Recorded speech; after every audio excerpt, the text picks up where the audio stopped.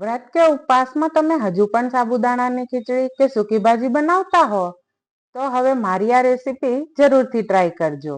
આ રેસીપી બનાવવામાં જેટલી સરળ છે, ખાવામાં એટલી જ ટેસ્ટી લાગશે કે વારંવાર ઉપવાસમાં તમે આ જ રેસીપી બનાવશો. Hello friends, welcome back to ખુશીસ kitchen. આજે આપણે વ્રત કે ઉપવાસમાં ખવાય તેવા ફરાળી ઢોકળાની રેસીપી. મારા મેજરમેન્ટથી જો તમે પહેલી વાર પણ ફરાળી ઢોકળા બનાવતા હશો તો પણ ફરાળી ઢોકળા સોફ્ટ, જાળીદાર અને એકદમ સ્વાદિષ્ટ બનીને તૈયાર થશે. ફરાળી ઢોકળા બનાવવા માટે સૌપ્રથમ મેં અહીં 1 કપ મોરૈયો લીધો છે, જેને સામો પણ કહેવામાં આવે છે, અને 1/4 કપ સાબુદાણા લીધા છે. ત્યારબાદ એક મિક્સર જારમાં 1 કપ મોરૈયો અને 1/4 કપ સાબુદાણા સાથે જ એડ કરી લઈશું અને મીડિયમ કરકરો પાવડર બને તેવી રીતે ક્રશ કરી લઈશું. ત્યારબાદ તૈયાર કરેલા ઢોકળાના લોટને એક બાઉલમાં એડ કરી તેમાં 1 કપ ખાટું દહીં, સ્વાદ અનુસાર મીઠું તેમજ આદુ મરચાંની પેસ્ટ એડ કરી બધી જ સામગ્રી મિક્સ કરી લઈશું. ત્યારબાદ તેમાં 3 થી 4 ટેબલ સ્પૂન જેટલું પાણી એડ કરી બેટરને ફરી થોડી વાર માટે ચલાવી લઈશું.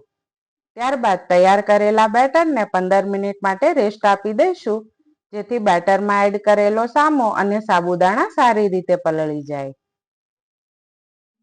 બેટરને 15 મિનિટ માટે રેસ્ટ આપ્યો છે ત્યાં સુધીમાં ઢોકળા સાથે સર્વ કરવા ફરાળી ચટણી બનાવી લઈએ.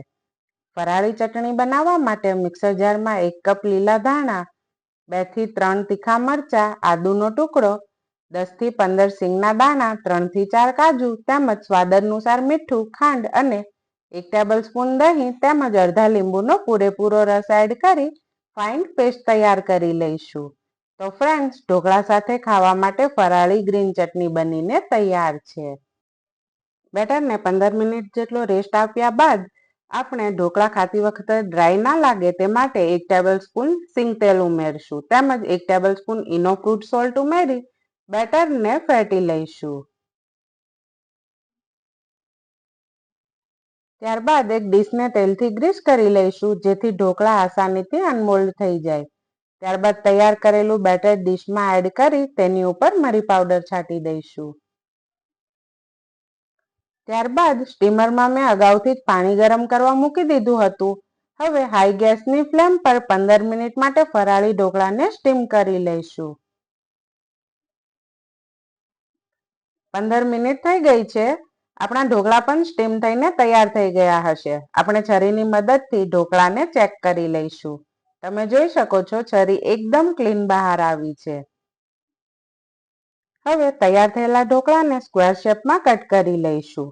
ત્યારબાદ વઘાર માટે એક તળકા પેનમાં 4 ટેબલ સ્પૂન તેલ એડ કરી તેમાં 1 ટેબલ સ્પૂન જીરું, 1 ટેબલ સ્પૂન તલ, લીમડી પત્તા અને મરચાં એડ કરી વઘાર તૈયાર કરી લઈશું. તૈયાર કરેલા આ વઘારને ઢોકળા પર ગરમ ગરમ જ રેડી દઈશું.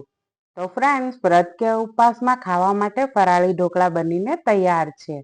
તમે જોઈ શકો છો, ઢોકળા એકદમ રૂ જેવા પોચા અને જાળીદાર બનીને તૈયાર થઈ ગયા છે.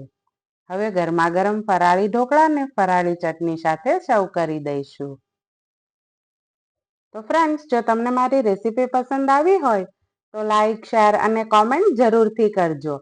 તેમજ હજુ સુધી જો તમે મારી ચેનલને સબસ્ક્રાઇબ નથી કરી તો સૌપ્રથમ ચેનલને સબસ્ક્રાઇબ કરી બાજુમાં રહેલ બેલ આઇકનને પ્રેસ કરી દેજો, જેથી મારા આવા જ નવા વિડીયોની નોટિફિકેશન સૌથી પહેલા તમને મળે.